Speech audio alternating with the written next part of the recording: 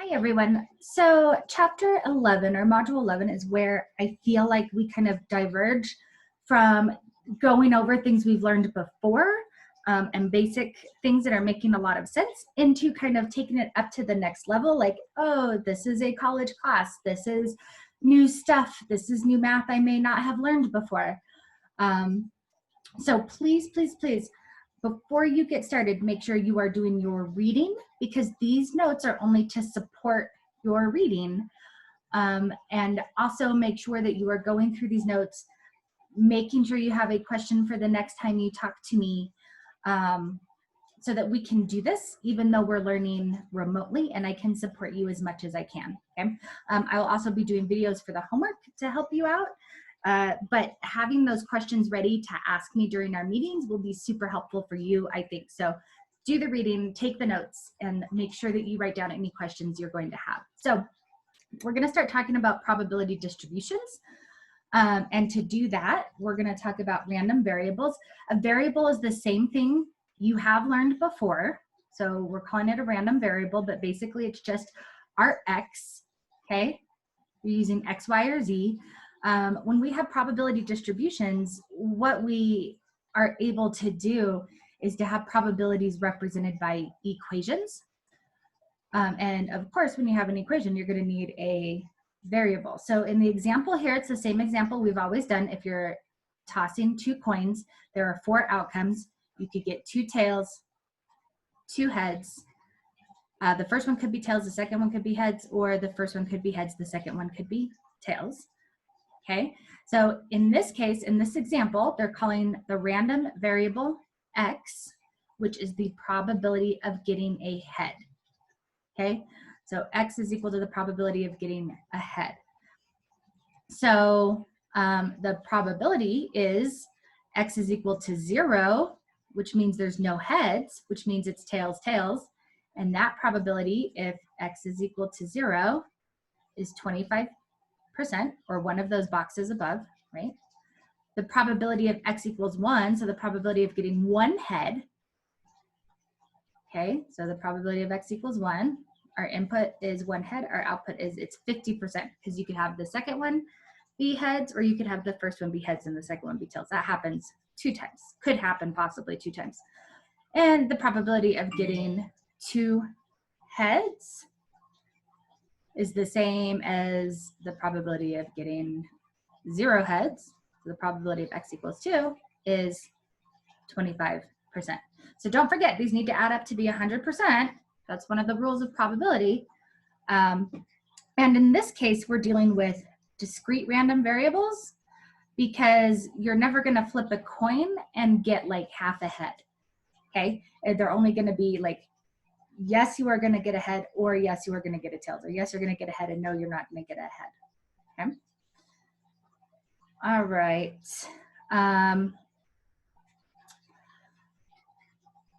So what we're going to do next is we're going to take this and we're going to look at, if you look at the kind of the table above, this would be our input. Whoops, sorry, you guys. Write that better. This side would be our input, or what we are inputting in for x. And this side would be our output. So if we input that x value,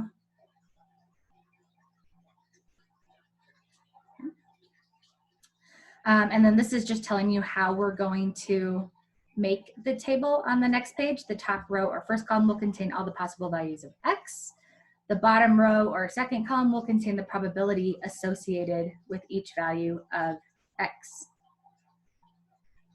Okay. So here is our probability table. They've just kind of flipped it over.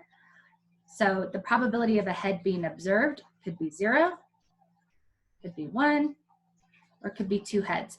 That's the variable. Okay, that's what happens after you flip the coins. The probability of that happening is here.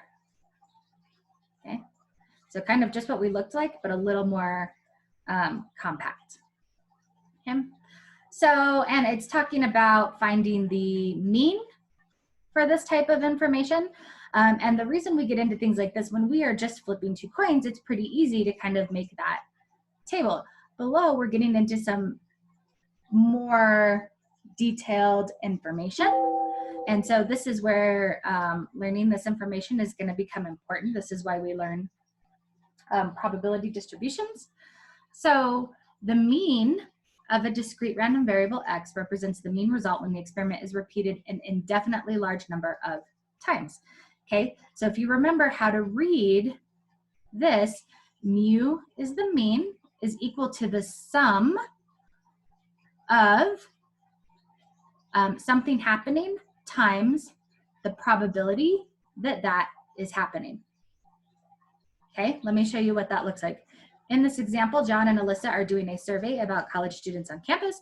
One of the stats they are collecting data on is the age of each student. Their findings are shown in the discrete probability distribution below. So they ask a bunch of people, right? The probability that they asked somebody who was 18 was 13%. The probability that, or out of all of these people, 13% were 18. Will make more sense. Out of all of the people they interviewed, 13% were 18, 14% were 19, 12% were 20, so on and so forth. Don't forget, all of these probabilities need to add up to be 100%. Okay. So what I meant taking this to a probability of selecting one of the people out of this population is, again, because we're doing probability, we're doing the other side of that statistics coin. What would be the probability of randomly pulling one of these people from the study that they did would be that the probability of getting somebody who was 18 would be 13%, because 13% of their survey were 18. Okay, so they built this distribution table. Now John and Alyssa need to calculate the mean of their data set. Remember, that's the equation from above.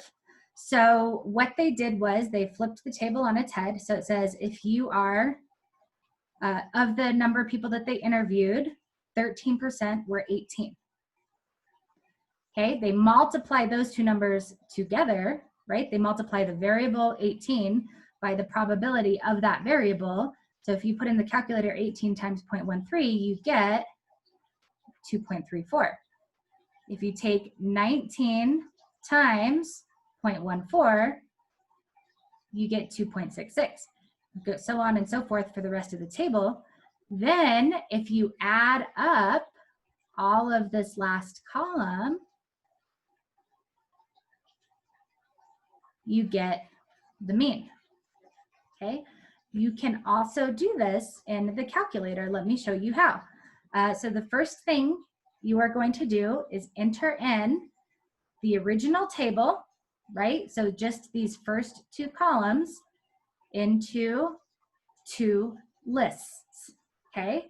So I've already done that. Let me pull that up. So if you go stat, enter, there's your list. Looks like mine got erased. Well, let's enter those numbers in.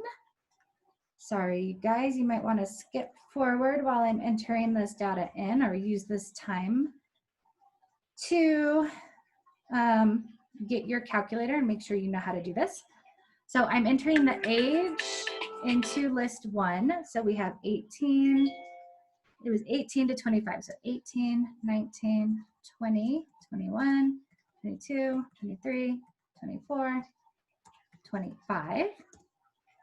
Then in list 2, I'm going to get the probability of that age. So of the people they interviewed, 13% were 18, then 14, 12, 11, 12, oops, 12, 11, 12, 16, 9, 13, 16, 9, 13.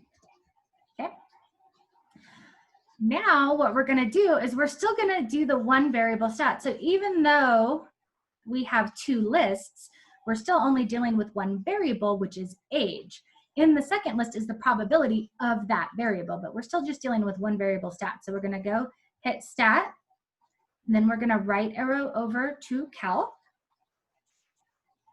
one variable statistics, okay? But now we are actually going to use that frequency list. So our variable is in list 1, that's set up correctly, but our probabilities are now in list 2. So we're gonna put that in the frequency list, or how often what happened in list 1 is happening, okay? And then calculate. Okay, and at the very top, X bar, that is our mean. So our calculator says X bar, which is what it would be for a sample. But what we're actually doing, since we're doing probability, is the sample that they are using is actually the population, which is mu. But our X bar, I think I must have entered in some number incorrectly, of course. Let's just double check that. Let me see if I can pause here. Oh, I found my mistake. God, I tell you guys, entering this data is the hardest. I put 2 instead of 21. Perfect. Okay, so let's go back, and if we had redone that, one bar stats, our X bar, our mean is 2144, which is, so at the very top, X bar, which is what they got. If you look at the bottom, let me change the color, I can show you. Down here, 21.44. So that's how you can use the calculator to find that answer, as long as you're typing in everything correctly. Did I turn my recording back on? Yeah. Next.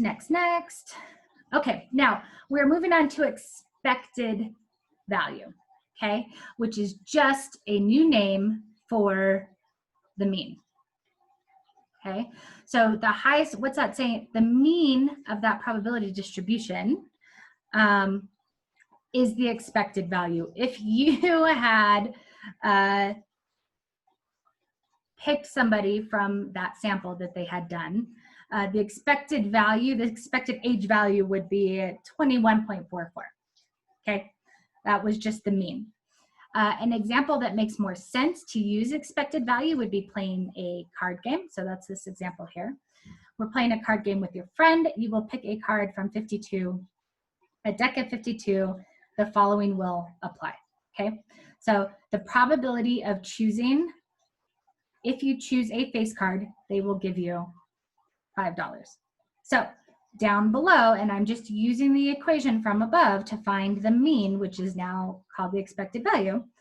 The probability of choosing a face card is 12 out of 52, right? There are 4 different, oh gosh, what's the word for those?